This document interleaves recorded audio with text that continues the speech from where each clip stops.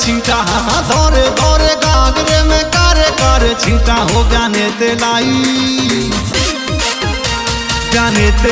लूगड़ा जड़वा के वहाँ में शीशा हो गाने तेलाई लूगड़ा जड़वा के वहाँ में शीशा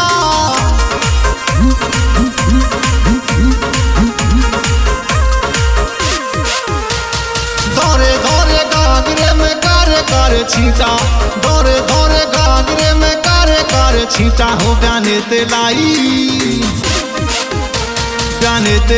लूगड़ा जड़वा के वहाँ में शीशा हो गाने तेलाई लूगड़ा जड़वा के वहाँ में शीशा।